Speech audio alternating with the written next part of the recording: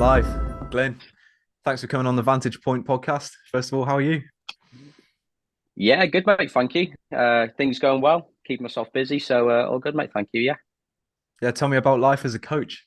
Well, it's a tiring life. It's one that never sort of really stops. There's always little things that sort of play on your mind through the week. If we've got a game or we've got training, you always have random ideas that come in. Even during work, I'll have a little piece of paper that I might write the odd note down if I just remember something, jot it down quickly. But it's not a job that's there for a couple of days a week. It definitely goes on for a bit longer than that.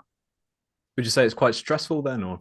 I mean, it can be. There are times where things get on top of you. If that's results, if that's keeping players in the club, if that's keeping players happy. Of course, you've got those stresses that you need to sort of manage and deal with. But I've always thought that's part of the responsibility of being a manager or being a coach. It's something that you've got to accept and work with and try and work it in the best way possible to benefit your players and benefit the club or whoever you're coaching in that environment.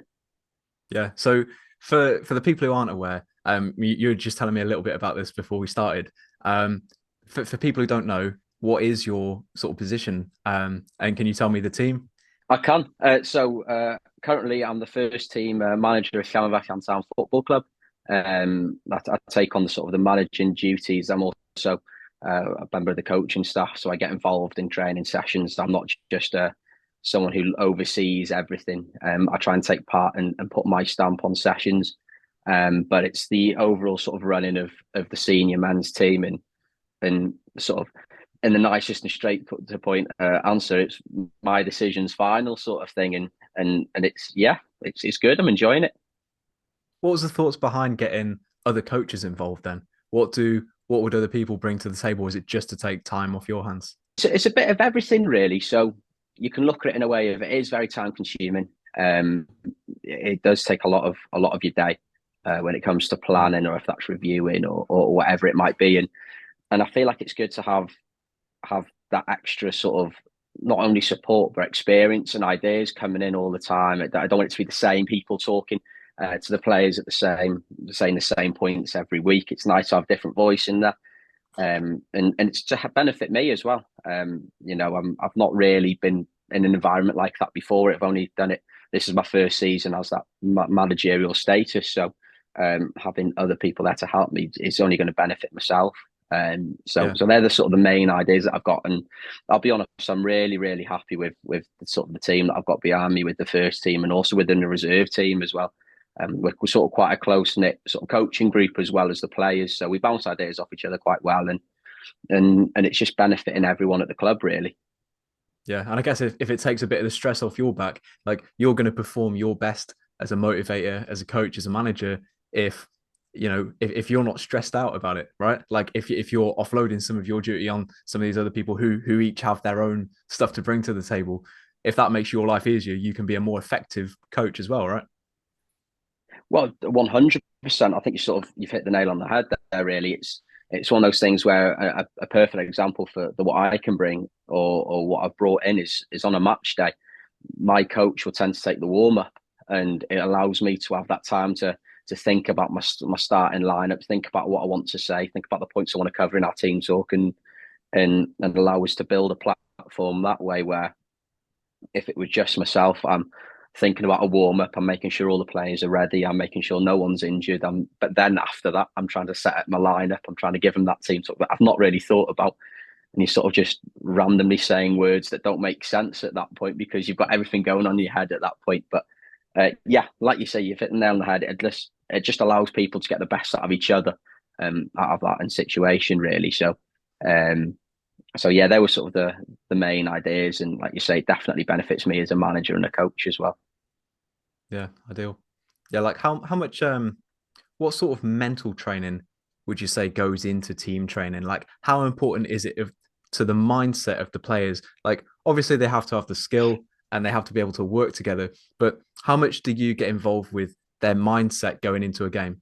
To be honest, I think that's almost 50% of the job, because ultimately Oh I wow. can say whatever I want to them on the side, but they've got to then do it.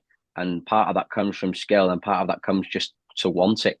We're not in a situation where we're in the Premier League or anything like that. We're not playing the big teams. We're playing teams across North Wales, but it's something that they have to then find that inner drive to go and want to do something. And are they going to challenge this tackle? Are they going to challenge the header? Are they going to make that run?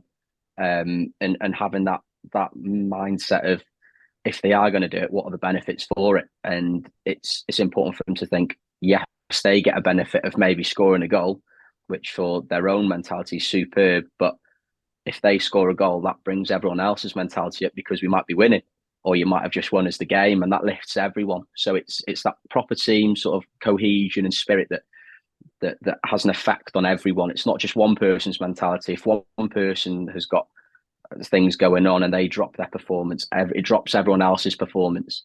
And you've got those unique little players in a team that can help bring those sort of rate back up, if you want to call it that. And they're very, very rare to come by, those players. But I'm lucky that I've got 2 or 3 that I'm very confident in the fact that if people are feeling down, they've got that support from those players that can help them lift them. And there's no better time to do that than in the middle of a game. If something goes wrong, how do we deal with that? How do we react to it? And how do we perform on another level from that? So I'd say it plays a massive, massive part, especially if you're getting, you do get the odd abuse from the sideline from away fans or away coaches, and you've got to just ignore it and focus on your own game and sort of pick yourself up. If you do play a poor pass or whatever, and people get behind you and call you every name under the sun, how do you react to that and not let them get under your skin?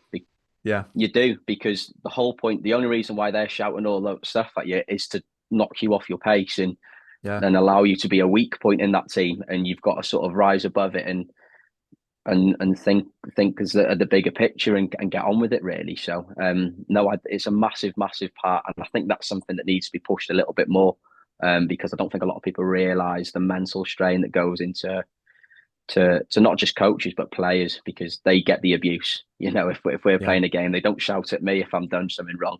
It's the players that get it from fans and all that. So it's something they've got to be aware of, and understand how to develop and improve it as well.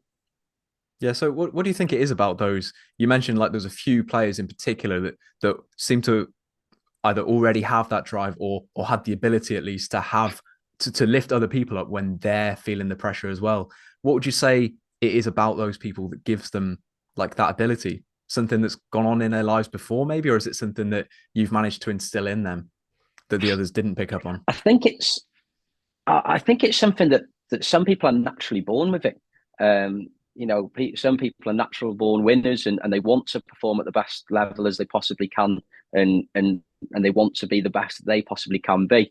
And it's those players that, if that's finding that last minute pass or scoring that last minute goal or that last minute tackle or last minute save, whatever it might be, they're the players that will win you games. And it gives everyone confidence knowing that if they've got that player in that team, that if I give that player the ball, I know he'll make something happen. Or if I've got that goalkeeper, if I've got that defender, I know they'll have that ability to stop that cross, to stop that shot, to save that penalty, whatever it might be, to help us win a game. And I think that's a knock-on effect to everyone. But I do think it's something that's a lot of people are born with. And it's something that can be driven into people, but that takes time. And it's not something that goes over one training session or one football game. It has to take time. And that's where it comes into its play, really.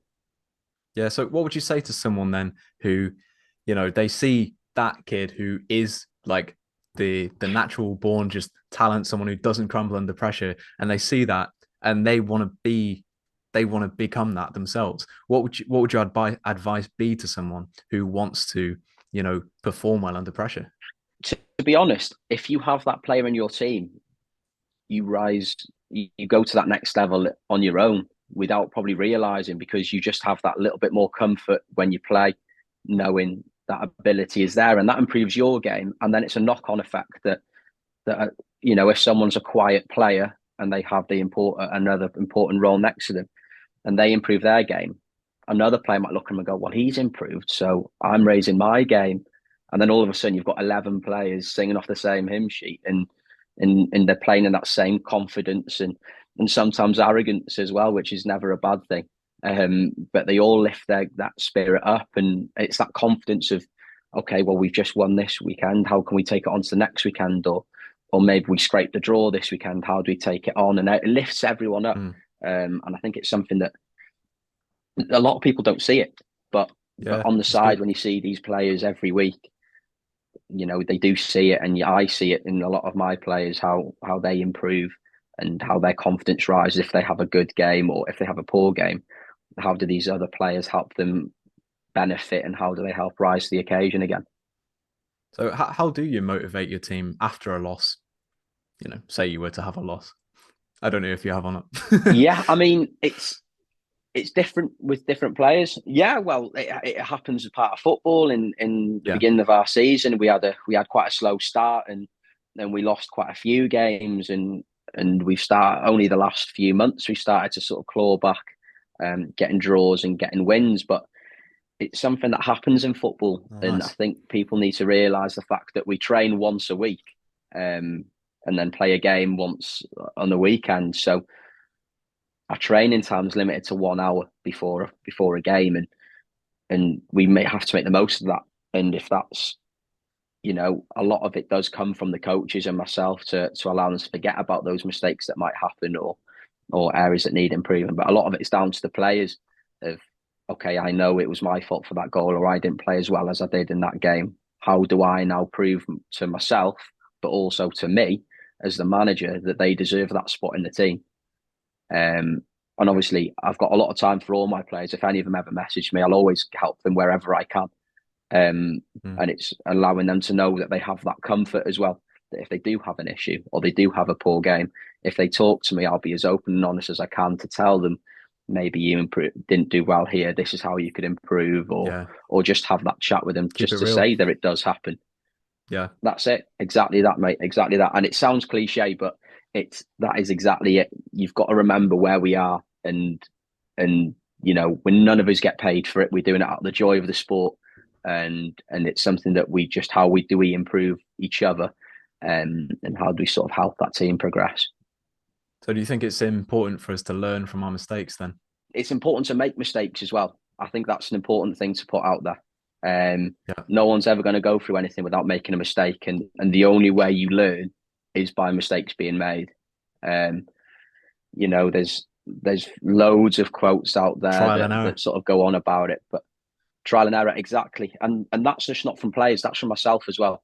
There have been times this season where I've made mistakes, if that's a certain formation, if that's a certain sort of tactic I've put in play, if that's a certain substitution that I might have made that might have been wrong.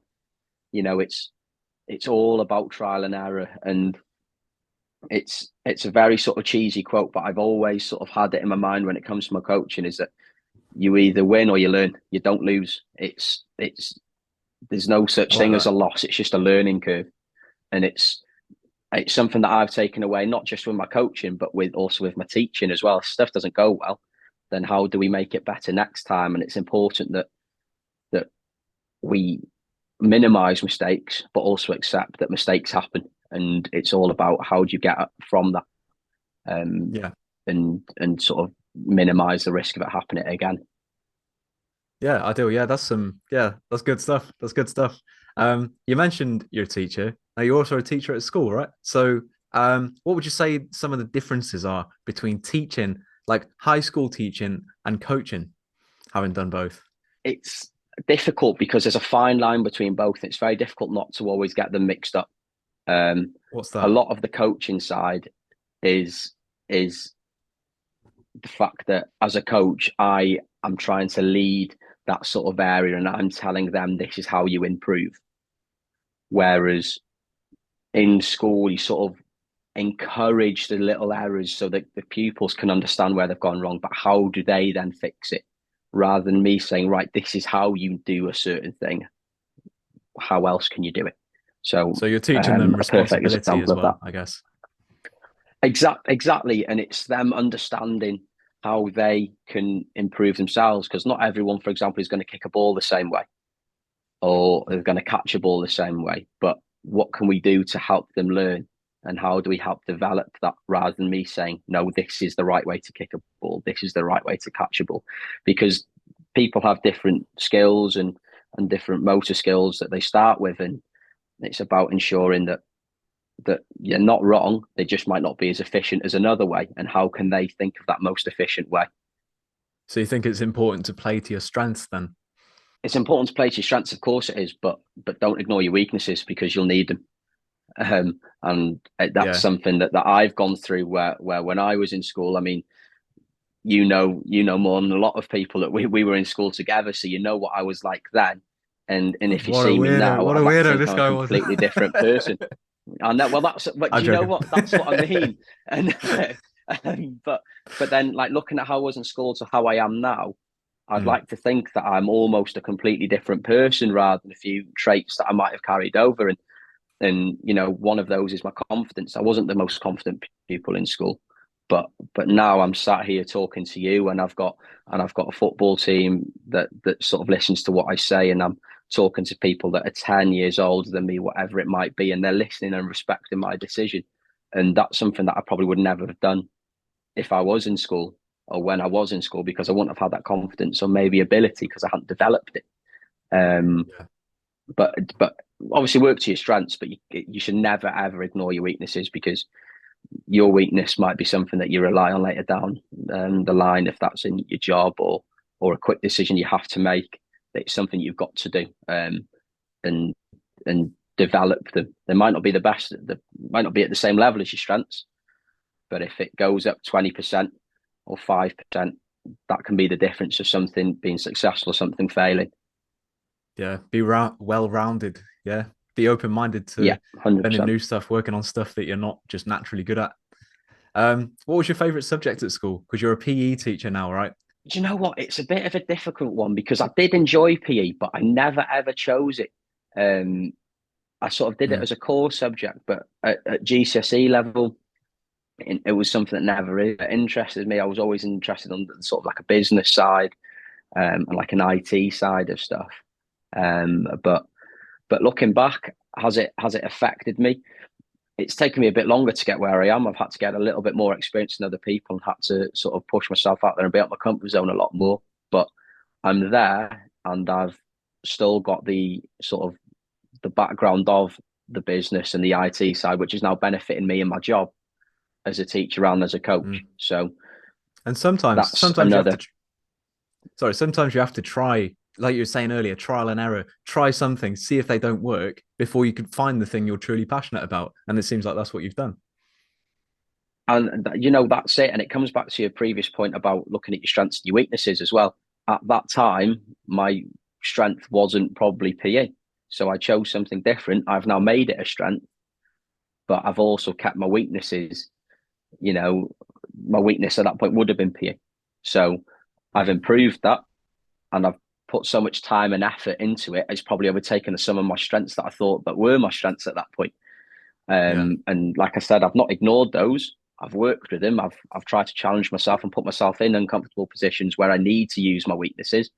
But that's what models sort of the coach and the teacher that I am now, and how it can improve me, or even down to the point of how can I help improve other people as well.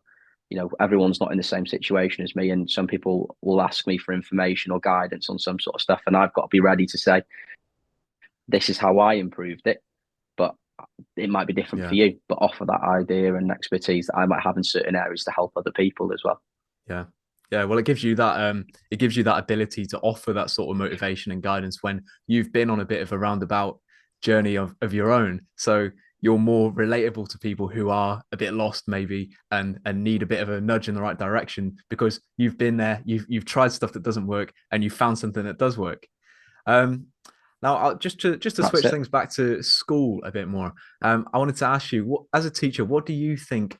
What would you say are some of the biggest problems that kids in school right now face? This generation of kids. It probably doesn't shock a lot of people, but it sort of floats at the back of the mind. But COVID has played a massive part, a massive part, and I don't think people realise social lives, or it is another social life. Some people struggle ability-wise because they haven't had those skills or to be able to develop. You've got some pupils that remember missed year 5 and year 6 of primary school. So, they start off in their second year of primary school and then COVID hits. Then all of a sudden they're starting secondary school and miss 2 full school years of their life. And in PE, that could be their understanding of themselves. That could be an understanding of different sports. And that's where PE sort of switched to health and well-being rather than a solely physical activity and physical education sort of based subject. It's about pupils allowing to learn about themselves and how they fit into different environments and how they can improve themselves in those environments as well. How do they do? For someone of our age, how is that different to how we would have done PE? What do they do differently now? When I was in school, it was very much as, okay, we go to PE, we do what sport would you like to do, or we're doing rugby, or we're doing football, whatever it might be, and then we go and take part in it. And at times, maybe not all the time, but at times it might have seemed slightly elitist, or you might have had favourites in certain areas. And we had 2 sets when we were in school. You had a set 1 and a set 2, and once you're in those sets, it was very, very rare that you changed. When now it's sort of looked at of a bit more of an ability level on a certain area. So, you might have someone in set 2 who's very, very passionate and plays rugby outside of school, but maybe not other sports. So when it comes to rugby, that set 2 pupil might be with the set 1s for that sport because they're better than others, or they're more confident, or it's easier for them to develop in that environment.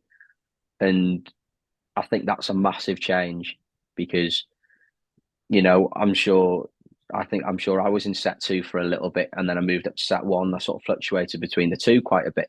But, Must be nice. Yourself, you were well, that's it. I remember you telling me when we spoke about before is you were in set 2, but when it came to cross country, you were always up there.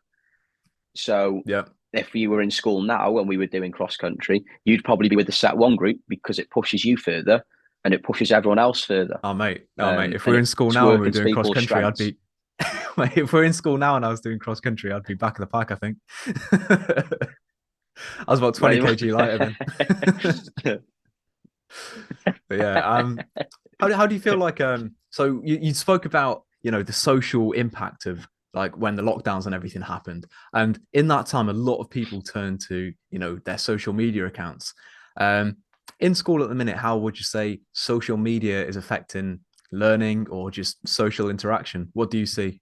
I'll be honest, social interaction's improved a lot. There's still obviously some people that might struggle with it, but we're going through times now where you're never going to take people off their phones or stop them thinking about their phones. It's something that's part of life. It's something part of the generation that we're living in. So how do we work with that? And if that is, we use a program that allows us to set physical challenges to pupils online, and they complete it on an app, and they sort of submit their scores or submit results or whatever it might be. So we sort of work it to what they're sort of more comfortable with. Now, so you turn it into a positive, basically. 100%. Something you can use. And it's because ultimately, is IT going to go away anytime soon? No. Is it going to be a big part of people's futures? Yes. So how do we help them benefit that without sort of ignoring the importance of physical activity as well? Yeah. If you can't beat them, join them. Well, that's it. And sometimes it's difficult for teachers to do that because they're used to, this is the way that I used to teach, or this is the way that I was brought up, so this is how I'm going to deliver it. And I'm quite lucky and fortunate in that sense where I work in a department where we're open to change, and we'll look at ways of benefiting the pupils, and working to people's strengths as well. So you think some of the older teachers might be a bit set in their ways? Some teachers will be, and it's difficult. You're basically telling them to redo their teacher training at some points because it's such a massive change in the teaching environment. A lot of teachers won't do that, but it's not a bad thing because it's worked for so many years. it has worked. I think there's no real doubt about the fact that people have improved under it, but it's also ensuring that instead of most or half people improving, how do we improve all pupils? And that is, but at times, a change of focus, a change of delivery, a change of members of staff. It could be a change of anything. And it's ensuring that we allow people that opportunity and experience to better themselves. And if that's someone improving themselves by 2% every day, or 5% every PE lesson, whatever it might be, it's a step in the right direction, and they could be role models to other pupils. Always good. And having that set. Yeah. And it's like what you said at the start, about bringing in different coaches, like having teachers of different ages, some who probably find social media like the detriment of our whole society, and some who, maybe our age and see some of the potential benefits of using, technology and whatever in teaching, and especially social media as a platform to learn stuff as well. It's like bringing your different coaches on and showing people different perspectives. So my final question to you, Glyn, we've not got much time left, so we're gonna have to wrap it up, but I just want to finish on this. So aside from leaving your particular subject out of the question, what would you like to leave, through your coaching, through your teaching? What kind of message would you like to put upon this generation of young people? What would you ideally like to leave them with? From what I've seen, like I mentioned with COVID, and I came into teaching at a point where COVID had just impacted a lot of pupils. It is that opportunity of, don't be afraid to make those mistakes. They're called mistakes because you might not have done something right or whatever, but how do you benefit from that? Because you can't hide from them. And it's making sure that if you make mistakes, that's fine. How do you improve yourself? How do you develop that further? And how do you almost make it a positive? And how do you make it a strength? And don't be nervous to do anything like that, because pupils won't realize, and players might not always realize, but teachers and coaches make mistakes daily. If that's an idea that they have in training, if that's an idea that they have in a lesson, if they might say the wrong word in a lesson, they might give a slight wrong technique, and they've got to then deal with that. And how do they improve that? And how do you make sure that you try not to let it happen again? So it's on about allowing mistakes to happen. If you can avoid them, avoid them. But if they happen, they happen. And it's something that if it is, don't hide away from it. Look at it. How do you improve, and how do you work on from there? Yeah, good stuff. Good stuff. Be vulnerable, be open to making mistakes, learning from them, getting on with it, getting over it, and turn into winning ways. Exactly. Spot on. All right. Thanks, Glen. Thanks so much for coming on. That's all we've got time for. Thanks for coming on the Vantage Point podcast. No problem at all. It's been an absolute pleasure. Thank you very much for having me. Thank you.